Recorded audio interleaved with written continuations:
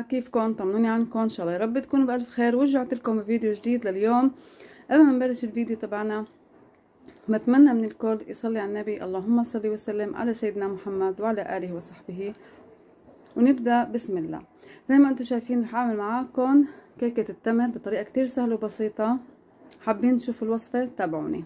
مثل ما حكيت لكم باول فيديو رح اعمل معاكم كيكه التمر بطريقه كتير سهله ومكونات بسيطه. هلا انا مشان اكسب الوقت ليك وحطيت كوب تمر، شلت البذر منه، قلت هيك اطيب مع انه عندي مطحون. حطيت كوب، يعني عيرت كوب بكوب، تمام. كوب مي سخنه غليتها غلي، حطيتها معه. هلا ليك فشفش، تمام. هون عندي كوب حليب سائل دافي طبعا يكون، نص كوب زيت نباتي، وعندي شويه سكر، يعني ربع الكوب حطيت، ما بدي سكر كتير لانه هو التمر حلو طبعا. رح اعمله بخلاط الكوكتيل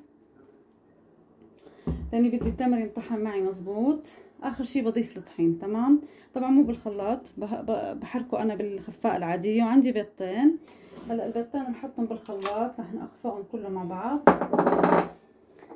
في عندي ظرف فانيلا، وهون البهارات عندي معلقه بيكربونات الصوديوم، زنجبيل وقرفه وهيل. طبعا لما نحكي نحن تمر معناته قرفه وهيل، تمام. هدول رح اخلطهم مع الطحين. نحط الزيت، بسم الله الرحمن الرحيم. طبعا انتم حاولوا انه هو تمر لما يكون بحط اطيب.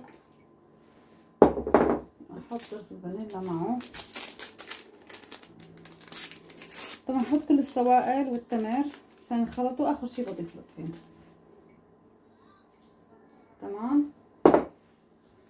وهلا شو بنضيف؟ التمر مع الماء تبعيته عشان يطحن معنا منيح، تمام.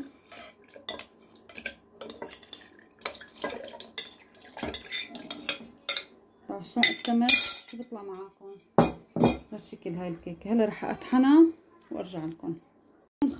خلطت كل شيء على الخلاط، المضرب الكوكتيل، خلاط الكوكتيل.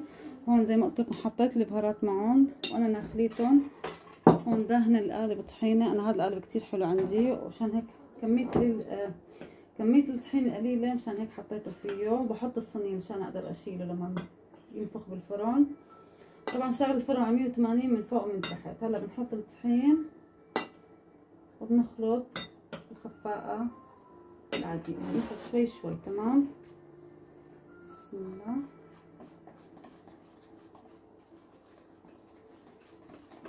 ريحه الكيك تمر تشهي. هيك راح اخفقهم وارجع لكم. شايفين ما احتجت اني انا احط اي شيء حليب، نفس الكميه اللي حكيت لكم عنها، بس حركتهم. هلا بنحطهم بالقالب عشان ما يطلع زي القالب.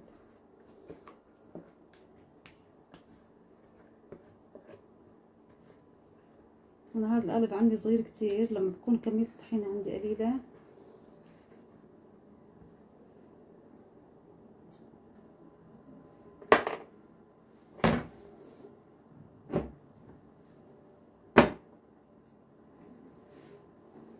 هلا بنحطه بالفرن على درجه حراره 180 تقريبا شي 3/4 ساعه.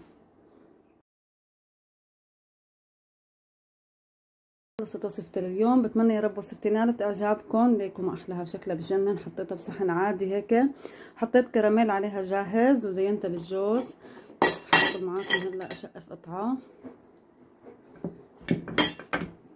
انا كنت حاطيتها بصراحه بالبراد ثاني يوم حتى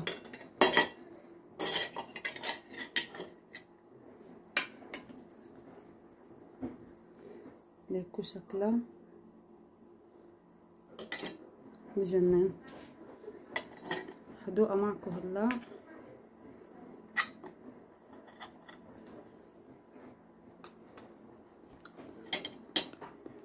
يا سلام، خيال طالع. ليكو شكلها بشهي. لا تنسوا تشتركوا بقناتي وجربوها، الوصفة كتير طيبة، رح تعجبكم كتير ان شاء الله. تضلوا بألف خير يا رب.